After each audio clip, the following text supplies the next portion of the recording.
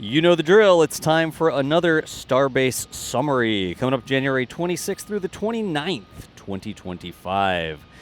Kicking it off with the work on the chopstick for Pad B. Chopsticks, plural. Now, Mary getting some shots here, a little bit of fog in there, making it quite ambient. Either way, it enhances the ambiance. Let's put it that way. See all of the work as they are rigging. If you stick around through the rest of the video, you'll see what happens with these chopsticks all the way over to the tower getting installed. But first, we're going to hop back over to the assembly yard. It looks like the flamey pipe organ that they have been assembling over there has grown a little bit. And also, work continues on Pad B's launch mount. Will it be orbital? Probably one day. Well, I mean, the launch mount won't be orbital. The launch mount's not going to go to orbit, but it'll launch a ship that will end up in orbit, and then the booster won't actually be in orbit. But it'll go, whatever. You all know how it works. That's the launch mount for Pad. Wow! How many welders and grinders and workers can you fit on one launch mount? That's like where you need to cue the meme, slaps hood of launch mount. This could fit so many welders. Test Tank 16, getting some work. You can see I'm going to say that that's probably an enclosed space air supply. We need to make sure that the air in there is fresh if you've got people working inside. And then the typical parade of nose cones for future ships. Every time the camera changes there, it's a new nose cone. Look at all those tiles. You got the flaps on the forward section there. Here we've got some underlayment and tiles sort of being applied. You can still see those pins that they attach the tiles to. Still very cool that we can look through those windows and see the progress. The parade of progress is probably a good way to put it, of all of these ships that will hopefully one day fly.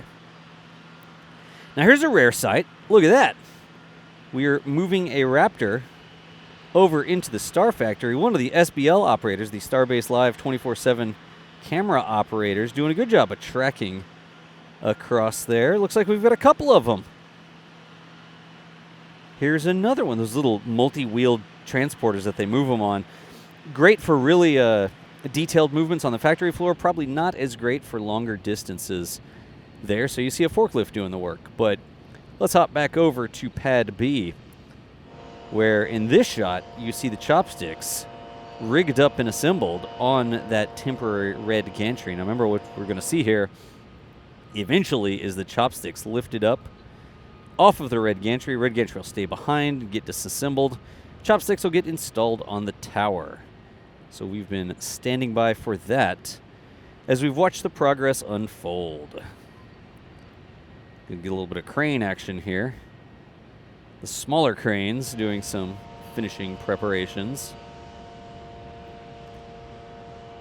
Got a little scaffolding. Some final details there in the middle. Everybody down the ladder. Wow. Like the time-lapse ladder crawl there. Nice. Some lift work. That's the top of the carriage there. Oh, I like those enclosures. Those boxes there on the end. That's actually really cool, where they have all the junction for wiring and equipment and that sort of stuff already installed on it. Literally very similar to the same way that we've been doing our off-grid solar-powered camera sites. We integrate the boxes, we get them already like mostly wired, and then we carry a fully integrated box, or not an integrated, but a prepared box out to the site, so we're not sitting there in the sun and the bugs with the sand and wind blowing and humidity and all that sort of stuff trying to do wiring. You do all that back in the more comfortable environment, then you move the finished box out. So here we go with a lift. Usually the chopsticks lift things. Here you're going to see the crane lift the chopsticks instead of the chopsticks doing the lifting. We're looking at it from sort of the back. So normally the tower would be in your way from this perspective. So this is the last chance you'll get to see the chopsticks and carriage system from this perspective here. Mary with a fantastic capture. But as soon as this is mounted, which is coming up in the video, the tower will be sort of in the shot there. The koala bear. Sorry, the koala. I correct myself. The koala wrapping its 4 legs around the tower. 2 legs, 2 arms? Whichever way. But look at the ballet as they move that very oddly shaped structure. You know, you pick up like a generator or an air conditioning unit or a compressor. I mean a big, like a huge industrial air conditioning system, right? And it's like a box. Okay, here. You just attach to the attach points on the box and you put it on the roof of the building or whatever. And here it's such an awkward shape. It's like a totally different type of rigging job. Finding the center of mass of this structure, lifting it a little bit to make sure your center of mass is well understood and under control. Look at that.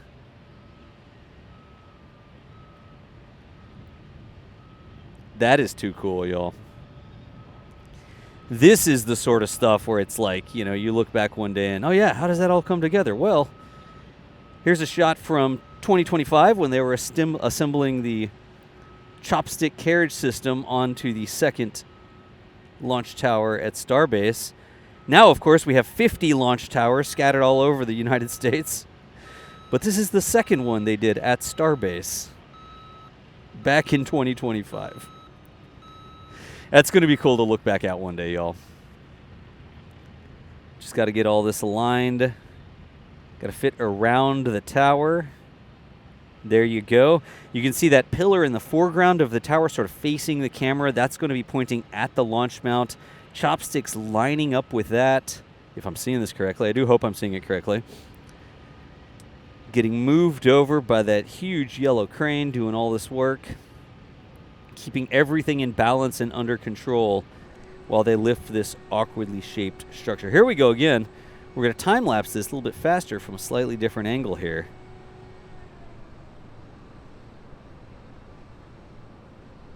That really is too cool how that works. So now, look on the left-hand side of your screen. You see that? That's where the actual carriage will attach to the skate. You see the skate already on the tower there. I don't know if skate's a technical term, but you know what I mean, right? That's the term we use when we talk about those things. And here, I guess later, there, you can actually see it closing together. And tough with the fog, I guess the low-lying clouds there, but the chopsticks getting attached to the skates. I'm sure we'll get some more close-ups later. Now, there's an RVac in here. Look in the background. Like through the fog, you see that big rocket engine?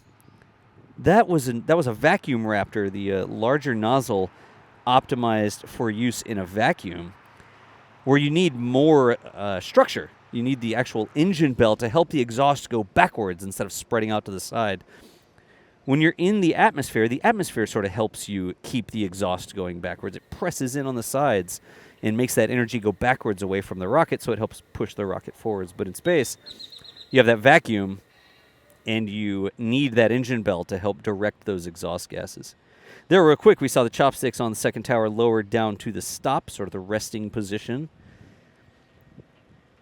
You know, now it's... Okay, this is still Pad A because there's the old-style launch mount, right? The circular Stargate-looking launch mount.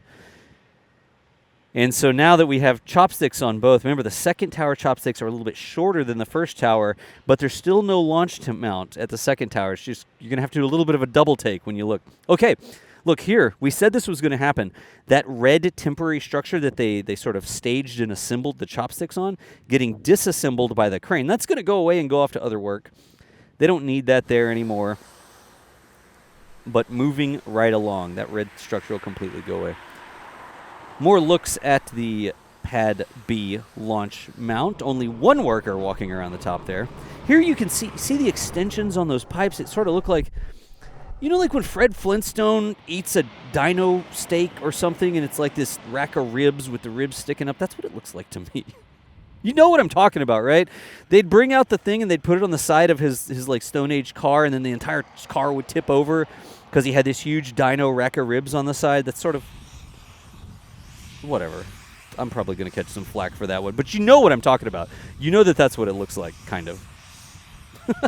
In my recollection. Chine segments. Oh, it's the triangular pieces. You see the racks of pipes in the foreground? And those triangular segments sort of sticking up behind it?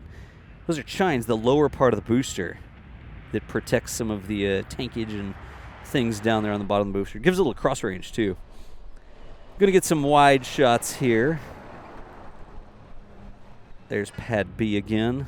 That tower looks so new. The other tower, the first tower, is looking a little bit like it's been on the beach for a year plus. And this tower looks so shiny and new. New chopsticks, new coatings, the legs of the tower, I guess the pillars of the tower, not marred by multiple blowtorchings of the world's largest rocket taking off repeatedly right next to them in close proximity to to the tower. It'll get there one day. I, for one, can't wait to see this tower scarred by the forces of the world's most powerful rocket, literally scorching the side of it as it fights its way into orbit. I don't know. Fights. I mean, you know what I'm going for with fights, but there's a Surly Bond quote in here I won't try to make up on the fly right now. Okay, how many space fans versus non-space fans? If I say Surly Bonds, how many of you know what I'm referring to there? And if you don't know, I'll tell you down in the comments. Like, ask in the comments, like, hey, I actually don't know what you mean when you say Surly Bonds. What is that from? I'll happily respond, or I bet you other folks in the comments will respond there for you. But just Surly Bonds. Another view of the tank farm, a little bit of crane action there. Is that a raceway or something? There's Pad A, Pad B in the back. Look, double chopsticks. In the way the chopsticks are sort of different directions. See, I grew up in South Texas, and you drive past an oil field, and you look out, and you see the pump jacks, right? And they're not necessarily all pointing the same direction. They're sort of like scattered around in different directions. It sort of reminded me of that, like drilling rigs or pump jacks sort of facing every which way. Here's some close-ups of the booster QD. Yeah, we're actually going to zoom in on the booster QD plate. There, you can see it on the other side of the scaffolding with that shield open, the shield folded up to the top there so we can see some of that detail. See how battle damaged that looks? It's like that launch mount has seen some stuff. We'll keep it classy for the video here. Y'all can insert your own language. Oh, the worker is actually working down in the retention pond, probably the right terminology to use there. It catches some of the overspill. I don't know if that's the deluge or the LOX retention pond. I couldn't tell from that angle. Yeah, here you can see they're down in the concrete structure. This is back more towards the side of the tank farm. But anyways, folks, hey, look, I have a blast watching these videos with y'all. If you don't understand something, always feel free to ask down in the comments. If you're looking for other languages, look for the language settings. You might be able to switch to German or Spanish. And if you don't want to hear what I have to say, you can always switch to the ambient track. Choose Klingon. The commentary is close there. For now, thank you for watching, and we will see you later.